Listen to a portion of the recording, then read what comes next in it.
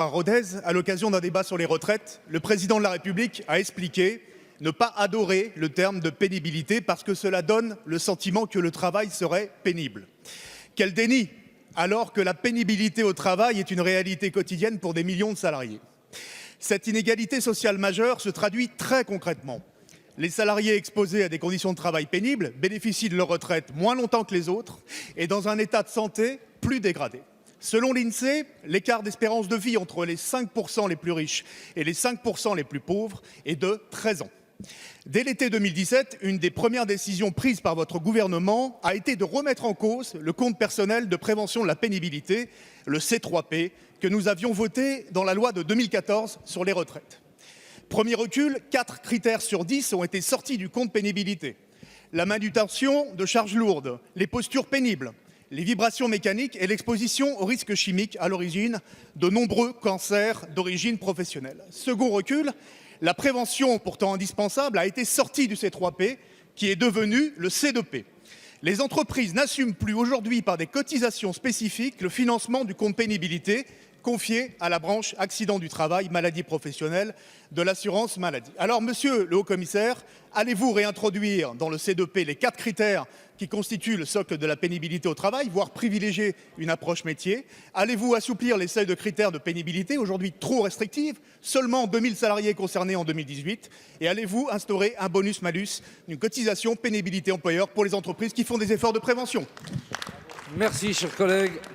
La parole est à monsieur Jean-Paul Delevoye, commissaire en retraite.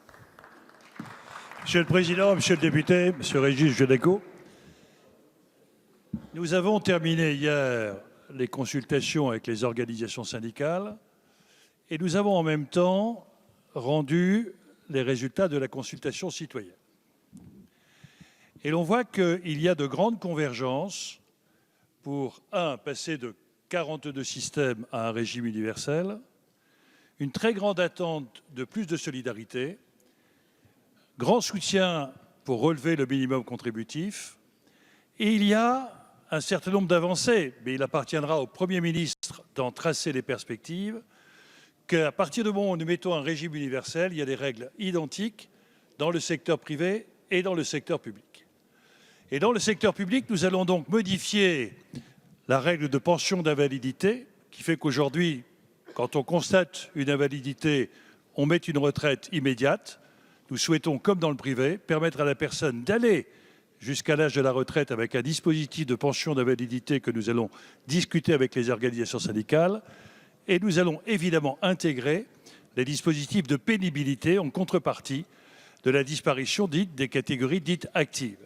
Et ceci donnera l'occasion d'un dialogue social approfondi, puisque l'on voit bien qu'il va falloir que nous réfléchissions à la convergence entre les critères du secteur privé et du secteur public. Je pense notamment au travail de nuit à l'hôpital. Merci, monsieur le commissaire, monsieur le député. Oui, monsieur le ministre, vous venez d'évoquer la pénibilité au travail. Vous êtes un élu d'un bassin minier, comme moi. Vous savez qu'il existe un régime spécial des retraites des mines, 1400 cotisants, 240 000 bénéficiaires, 1 milliard d'euros de coûts pour l'État. Pour moi, c'est un droit à la réparation. Vous n'évoquez jamais ce régime spécial. Est-ce que vous souhaitez le supprimer?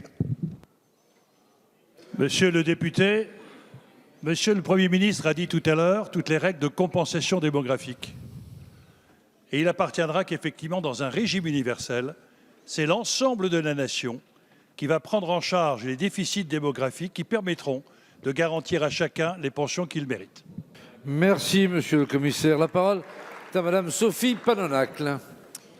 Merci, Monsieur le Président. Monsieur le Premier ministre, vous venez de rendre publiques les mesures du comité interministériel de la mer de